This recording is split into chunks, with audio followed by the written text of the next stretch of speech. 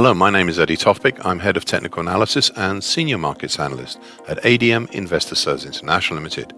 And here is your weekly technical analysis of Kansas City and Minneapolis wheat markets. I'll start with Kansas City wheat. Somewhat similar to the Chicago contract here, but with one important difference. First, the similarity. Well, that was how and in what order the market moved since Thursday last week.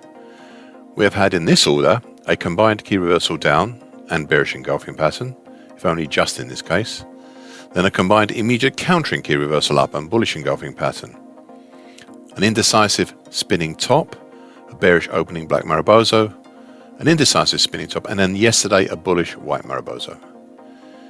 These are like the Chicago contract, complex, hesitating, and indecisive, intraday indecisive. However, there is perhaps one key difference here.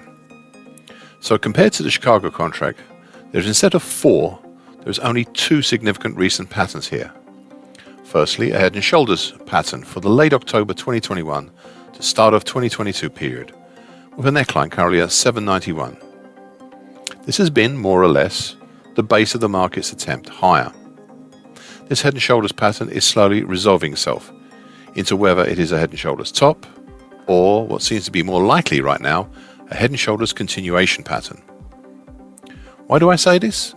Well, whilst prices have not as yet reached the top of the right shoulder at 851, they are making a valiant attempt to do so. This brings me to the second, perhaps more crucial pattern. It is a late November to date bear channel, currently 713 to 834.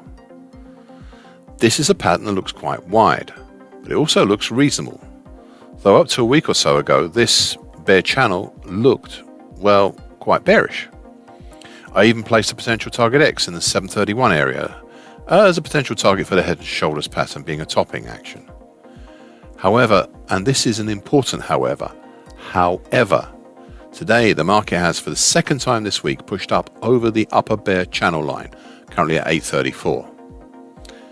Now, I know that we haven't as yet had even a single close over this upper bear channel line, and that prices are now running into congestion resistance at 841 and 845, plus above that we have the 2014 high at 855 and the 2013 high at 862.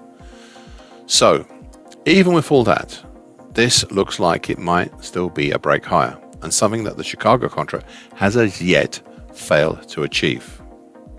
Watch this space, especially where the closes are and where they will be. Minneapolis wheat. The key feature here in this contract has been the strength of the long moving average, currently at 909. This long moving average has been tested 3 times since mid-January, and whilst it may have been breached, it was never broken. Indeed, its actions had prompted me to draw a new uptrend since mid-January based around this moving average, currently at 915.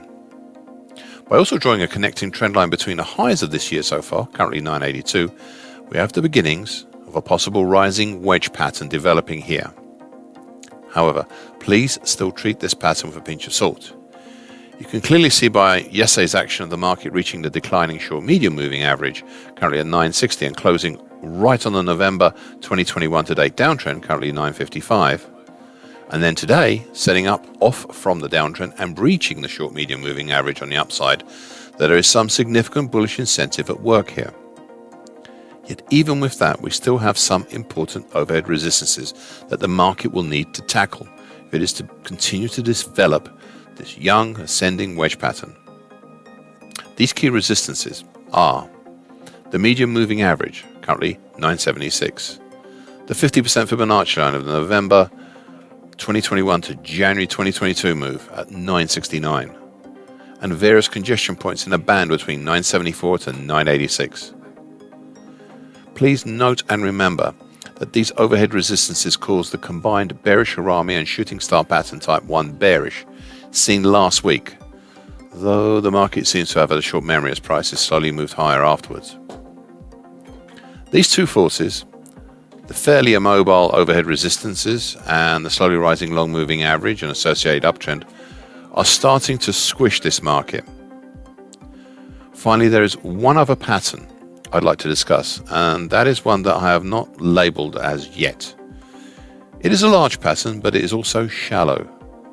It is a look at the whole action since mid-July 2021 as a possible head and shoulders top. It is a bit of a stretch, but well, I might explore this idea further. But given the recent current attempts higher, I don't think it's worthwhile just yet. Thank you for listening. This weekly broadcast gives essential market patterns and consequences. Please be aware of the risk disclaimer posted with this broadcast. Copyright is Tofpik and ADM Investor Services International Limited. And here comes the final bit.